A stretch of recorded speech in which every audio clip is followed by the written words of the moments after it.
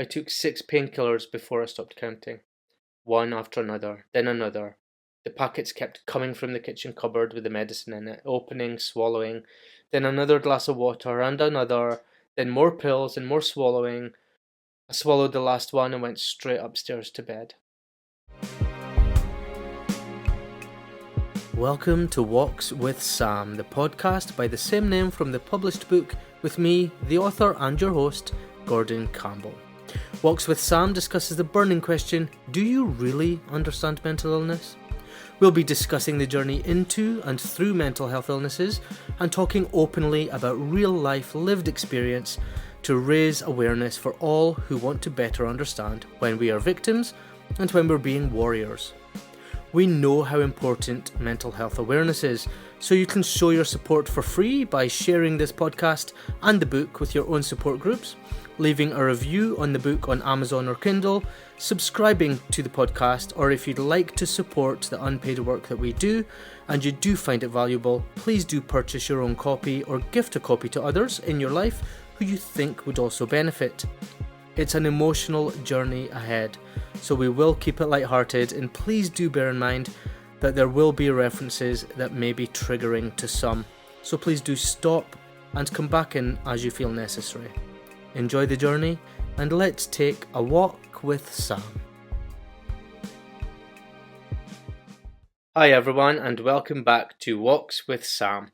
I'm your host and author of the book, Gordon Campbell. Today we are going to be discussing a very important and sensitive topic, eating disorders and body image. This is a topic that affects millions of people worldwide, and it's crucial that we continue to raise awareness and provide support for those who are struggling. Let's start by diving into what exactly eating disorders are. So, eating disorders are a serious mental health condition that involves unhealthy behaviours surrounding food and body weight. There's several different types of eating disorders, including anorexia nervosa, bulimia nervosa, and binge eating disorders. These disorders can have serious consequences on both physical health and mental well-being. Body image, on the other hand, refers to the way that someone perceives their own body. So in today's society, there's an immense amount of pressure to look a certain way, and that can lead to negative body image and low self-esteem. This pressure can be exacerbated by social media, advertising, and societal standards of beauty. First chapter, Sam's Journal, Thursday, 1st of July. I've missed 3 days of journaling. I must not let that happen again. Quite a lot can happen in quite a short space of time. Much more than just letting the days get away from me. On Monday morning, I drove to my meeting in Stirling and cried a lot while I was on the way there. I'd awoken on the sofa to Nick shouting at me for sleeping downstairs and making a bad situation worse by not resting properly. Still no apology for Sunday night's argument, or as much as showing an awareness that he'd caused me to be so unwell and then just left me alone when it got too much. I must have looked like a wreck during the meeting, which actually went really well as far as I'm concerned. The company has written me an associate's contract so that I can work self-employed and take control of my own workload a bit better. Very exciting. I've still got a lot that I have to read through the contract fully, but I'm quite happy that they appreciate my skills and the work ethics to such an extent that they put together a role that will suit me and my needs whilst keeping my strengths within the company.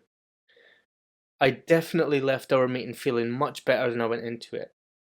On the drive home, as I looked towards the beautiful country scenery and hills, various shades of green and stunning blend into the light blue sky, I was overcome with a powerful sense of calm and control again.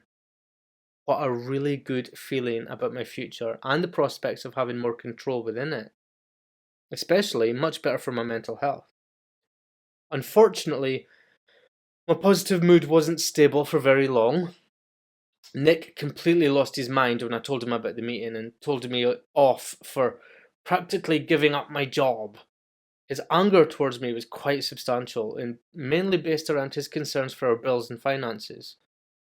Although I completely understand, having been self-employed for 4 years before, to taking on this role, I couldn't help but feel I'd now done everything wrong, and I was ashamed and scared of my decisions in order to move forward.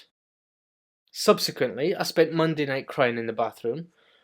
Regardless of the house being free of anyone else, I began to hear those ever so soothing and comfortable voices that once haunted me from months back. Anger, pain, fear, anxiety. It's not worth it, Sam. Just leave it, Sam. Nobody will notice if you just vanished anyway, Sam. I remember thinking about going away. I know the park well enough by now. I could walk to the stream and take a lie down, face first, as the salty flow of water glides past my ears to follow one large expelled lung full of breath, a large inhalation of stream water. A slow but calm sensation engulfs my body as I drown softly, lose energy, and leave everything material behind me in a distant memory. Then I won't need the car, phone, bills, or mortgage. No Nick, or anyone else for that matter, screaming at me with a patronising and blame-fueled rage from their diaphragm straight towards my heart. Anything that currently causes me dis-ease will be eliminated, and my higher power and control can be reinstated to the even balance of energy that was originally intended for me. No one is around to stop me if I do this. The anger was pulsing through my veins and straight into my brain. Go on, Sam, you're strong enough, do it, that'll show them all. I thought that maybe I didn't need to die. I could just remove myself from society completely, like they do in the films. Leave everything behind, walk away and vanish from existence, like an overnight shadow blending into the night as the streets dim and fill with fog from the cold night air. Attempt 9. 30 years old. That's all. 30. I took 6 painkillers before I stopped counting. One after another, then another. The packets kept coming from the kitchen cupboard with the medicine in it, opening, swallowing, then another glass of water and another, then more pills and more swallowing. I swallowed the last one and went straight upstairs to bed. I've spent the last 2 days unable to function, mentally and physically. I've lay in bed staring at the adjacent wall to our sparkling new double-glazed window frames. My mind has been empty, and I'd apparently placed myself into a vortex of blank space and time, free of all emotions. So clearly I woke up, but my body had shut down. All the progress and strength that I'd fought so hard to build up, gone. Just gone. I felt nothing. I thought nothing. Blank. Every ounce of strength shattered from all my uncontrollable emotions in the previous few days. I went to the bathroom twice on each day. Drank nothing. Ate nothing. Nick returned home from work, shouting at me for not getting out of bed. My only strength for these last 2 days has been from ignoring him. No response, no eye contact. I had to imagine he wasn't there.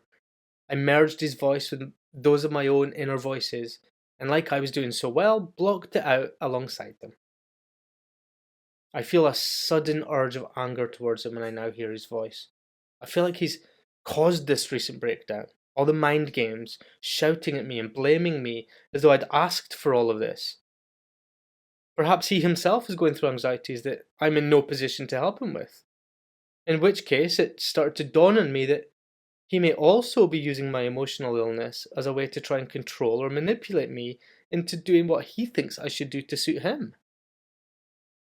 Ollie, unable to get upstairs and see me, must have thought I'd abandoned him. At least his weak legs had a rest, I guess. As I woke up this morning, I had an epiphany. As I thought of how I moved onwards from the initial breakdown, you can control how you react to it. I don't have to feel like this. I don't have to believe what everyone else tells me. Most of all, I refuse to allow somebody else project their control onto me. Ollie has been my best friend throughout this entire process. He listens and soothes me when I need it. However, my best friend for the last 48 hours has been the wall. Time for a change of scenery. Get yourself up and do something about it, Sam. End Sam's journal. There are many factors that can contribute to the development of eating disorders and negative body image. Genetic predisposition, psychological factors, societal influences, and trauma are just a few of the potential causes. Now, it is important to remember that eating disorders are not a choice. Those who struggle with them deserve understanding and support. It's also crucial to address these issues early on and provide proper treatment and support. Therapy, nutrition counselling, and medical intervention are all important components of the recovery process for everyone struggling with eating disorders. The impact of eating disorders and negative body image can be devastating. Individuals may experience physical health problems such as malnutrition, heart issues, and organ failure. They may also suffer from severe emotional distress, depressions, anxieties. Eating disorders can affect all aspects of a person's life, including their relationships, their work, and their overall quality of life. The Wall, a poem. The sun comes up as I open my eyes, but with clouds all around me. Hey, there's a surprise. I turn to my side and I face the wall. Then I stare and I stare and I stare some more. Did something just happen when I was wide asleep? Because I feel really scared as I hide and they seek. Who are they, you ask? The people outside. They're coming to get me, and that's why I hide. I lie and I stare some more, my eyes fixed on the wall far away from the door. This is a game that I always win. I hide and they seek, but they never get in. My own little pleasure, and the wall is my sin. I've come and I've gone, times over and again, but the body's been here, in its own quiet bed. It doesn't need me, it's fine on its own. I'm on an adventure like I've never ever known. There's clouds all around me, but the sun is still out. No one will hear me, no matter how loud I shout. I lie and I stare some more, my eyes fixed on the wall, far away from the door. This is a game that I always win. I hide and they seek, but they never get in. My own little pleasure, and the wall is my sin. I return from my travels, I notice the wall. So I lie and I lie and I lie some more. Stare at the wall, not a peep from the door. The room went dark quite a while ago, but just how long, I just don't know. The sun's gone down, but the clouds remain. Hey, there's a surprise. I better close my eyes. I just hope the wall is still there when they open again. End poem. It's important for us as a society to promote body positivity and self-love. We should celebrate all body types and support those who are struggling with their relationship with food and their bodies. Now, it's crucial that we create a safe and supportive environment for those who are seeking help and struggling with these issues. If you or someone you know is struggling with an eating disorder or body image issues, it is so important to seek help. There are many resources available, including therapy, there's support groups, hotlines, and it's important to reach out to a healthcare professional for a proper diagnosis and treatment. So here's a few tips for someone who's struggling with an eating disorder or a negative body image. Listen to them without judgment. It is so important to provide a safe space for people to talk about their struggles without them feeling judged. Encourage professional help. So Encourage that individual to seek help from a therapist, a nutritionist, or another healthcare professional. Be patient and supportive. Recovery from an eating disorder takes time and patience, so be there for your loved one and offer as much support as you can. Educate yourself. Learn as much about eating disorders and body image issues so that you can better understand what your loved one is actually going through. And promote positivity. So encourage body positivity, encourage some self-love in all aspects of your life. Sam's journal. Thursday, 1st of July. Brackets. Again. Woke up early and stood straight up out of bed. I'm feeling very tired and exhausted from the last 2 days of being wiped out. I'm definitely emotionally drained, but I seem to have a clearer idea of what's going on around me, and having time to think about how I can adapt to deal with my emotional stress with Nick and my work situation. The approaching unemployment hasn't quite hit me yet, and it's as if my life outside of the illness hasn't been affected. I'm aware that my life has been ruined from where it was, but the more I feel a bit better and more like myself, this has been like a slap in the face. I'm actually quite excited about the shake-up of our situation and the new territory or dynamic of our lives, providing it won't make anything more difficult or worse. I just wish Nick felt the same way. Nick has made me really angry since my meeting on Monday. I continue to think about how he's been treating me and wearing me down as I've progressively been declining with my mental health, leaving me alone to suffer inside myself after breaking me down with his own angers and frustrations towards me. How dare he say that I don't want to work and it's my own fault that I've lost my job? I've practically quit from the meeting that I went to on Monday. It's taken a hell of a lot for me to let that job go and think about approaching my work life differently. But then again, Nick hasn't even asked about me or my feeling towards it. He seems to have his own one-track mind to how my journey should be going, and he's still completely uninterested in how it is for me. No apology for the week of verbal abuse and emotional distress that I've been through from him being so vile towards me, which definitely tells me that he believes he's doing nothing wrong. I wonder now, is this him being selfish, controlling, or is he dealing with his own mental health issues? I can't help but think through the way he's been handling me in my situation.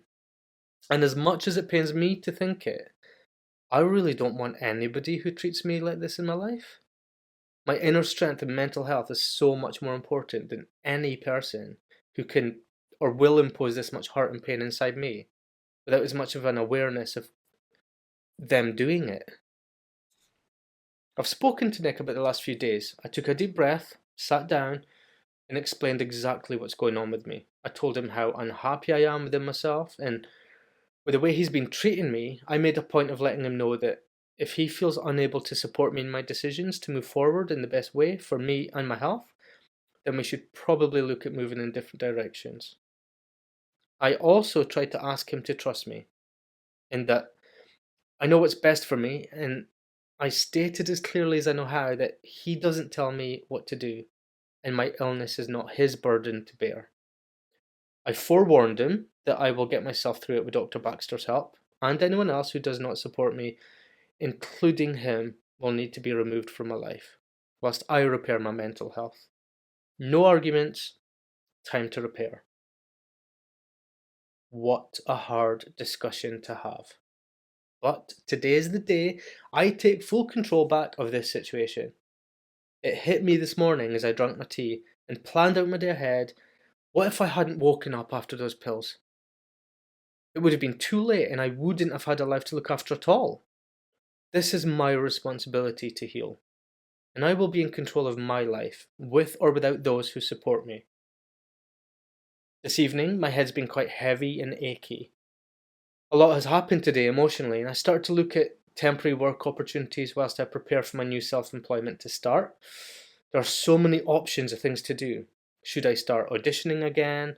maybe go on tour again, restart my old life on the road, try a new trade, or gain some new qualifications. I literally feel like my possibilities are now endless. And for the first time in maybe 6 months or longer, I have felt a strong excitement for my life ahead. It's one thing breathing, but it's time to start actually living again. Friday, 2nd of July, 11:15 p.m. I've been feeling really good today. My body seems to be working at optimum levels, energy levels are up, and I'm alert. Like I've been spiked with the wrong medication. And I now have an increased blood flow to my brain and a higher endurance, getting me ready to go training. I felt really perky and kept myself busy with scripting some video footage. It'll be good to start filming again whilst I'm spending so much time at home.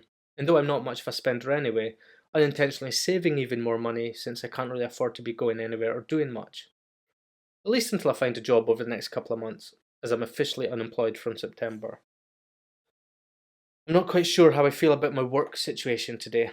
I went to bed feeling really excited and had lots to think about as I restlessly lay in bed and tried to sleep. Imminently, unemployment hasn't hit me yet.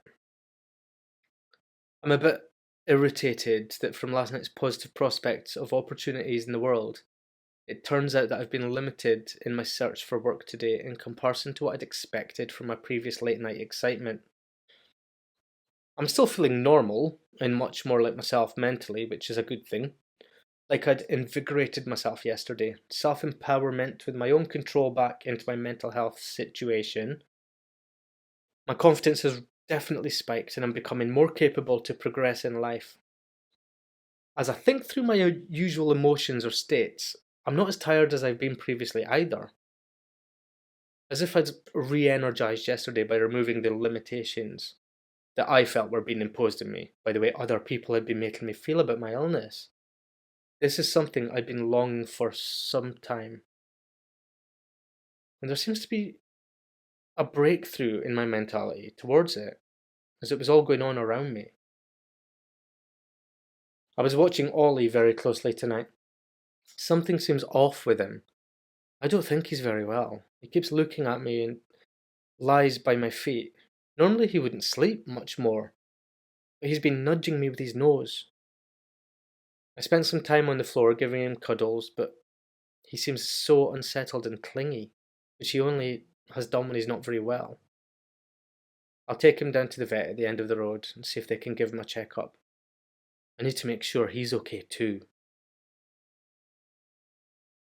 Saturday, 3rd of July, 9:15 p.m. A morning in the park with Ollie was really nice. Nick came along today too, which made a pleasant change. We chatted as normal, had some time to spend, enjoying each other's time and putting such a harsh week behind us. We had a good walk, and on the way home we stopped off at the shop to collect some flowers for Pop's grave. As Nick went to collect them, I filmed a video update whilst waiting in the car. I'm feeling really confident with my video diaries, and I feel that an addiction to my journal. I'm finding a way to express a lot of pent-up anxieties and tension that start as I find my way back to normality in society with meeting people, travelling, going through everyday life like I once did. We dropped Ollie off at home and went straight to rugby to see Nan for the day. She's so sweet, bless her.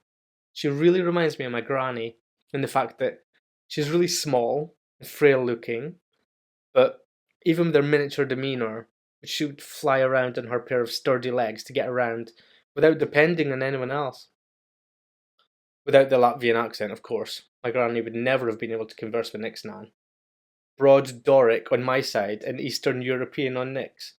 That would be a fun conversation to watch and listen to. Nan loved the surprise today. She didn't expect us to come around, so having time with us to sit in the garden and have some tea and cake really cheered her up and gave her the strength for the following surprise. Pop's new headstone. She had a vacant look on her face for the short drive to the cemetery. Occasionally, pursuing her lips and squeezing her brows, she tried eagerly to make sense of the car journey. Then, as we pulled into the cemetery car park, a wave of emotions hit us, seemed to rise within every passenger. Being so sensitive to my emotions and surroundings at the moment, I could sense a tension rising, and everyone went quiet as they composed themselves. I got out of the car, collected their bouquets from the boot, and gave Nan a raised eyebrow, slight smile, and then held her hand as they walked into the graveyard. All of a sudden, I could feel my stomach tighten, and I knew that I had to take a moment on my own. Tears. A lot of tears. Suddenly, my emotions were unstoppable. I knew what was coming as I quickly leapt into and sat in the car, crying uncontrollably.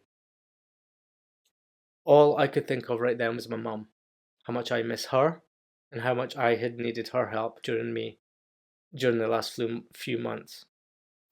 Then the reminder that she's also passed like Nick's pops, and as I looked through the windscreen in the distance ahead was Nick and his family. I didn't need my whole family to help me with everything I'd been going through. I just needed my mum. Just mum. Something about cemeteries and death always upsets me. Religion really sets my emotions off too, regardless of the event. Church weddings, christenings, and baptisms also upset me. I haven't understood it for years, but I get so uncomfortable in and around churches. Simply walking into a church makes me physically and emotionally uncomfortable. I feel the psychological and physiological changes immediately, so I have to do my best to stop myself crying. I've been like this for years. So I eventually joined Nick and his family at the graveside, and as they all prayed for Pops and organised the bright flowers around the new addition to his resting place, I made sense of a lot from this week as I thought about the current situation. Nick has been suffering because of Pops, and I've been too ill myself to understand his grief on top of my own situation. The last couple of months have been so difficult for him too, and as we mix both of our internal battles, we've hit boiling point in toxicity in both of our mental health deterioration. I've been reminded today of how heartbroken Nick was when he lost his Pops. They had such a special bond, and he looked up to him so much. Pops was so proud of Nick and always had such a positive impact on how Nick was living his life to the full and with the best outcomes. I'm reminded this week of how much a family-oriented person Nick is. And although my own family love each other deeply, we are physically distant geographically, so because we live so far apart, it's easy to forget at times how much we do need each other for support. We went out for a few drinks tonight. Well, Nick was drinking, I drove because I'm not ready to drink again yet. I'd rather get better fully first. From today's emotional day, I had another emotional evening when Simply the Best came on, and I knew Mum was there with me. This was the one song that she would play over and over, and anyone who knew her now hears the song and thinks of her instantly. My turmoil today has obviously brought her to the forefront of my mind, and I took a moment as the song played to whisper to her how much I miss her. Tears. I cried for a while about it too, as I watched everyone in the pub have such a great time whilst they drunkenly sang and danced to it, just like Mum used to. Her face would light up instantly within the first few drum kicks, and for the few minutes at least during the song, she would live her life to the full and love her life more. I feel really sad now, and I miss my mum so much. Tears. End Sam's journal. So thank you for tuning in to today's episode of Walks with Sam and on our discussion of eating disorders and body image. It's so important that we continue to raise awareness and provide support to those who are struggling with these issues. Remember, you are not alone and there is help available. So let's continue to promote body positivity and self-love in our own societies. To support the podcast, please share this with others and subscribe. You can also like each episode and review the book on Amazon and share the book with others for free on Kindle Unlimited, or you can gift a paperback copy to those who you feel may benefit from it also. We appreciate the support for all the unpaid work that we do to raise awareness. Please do stay safe and take care.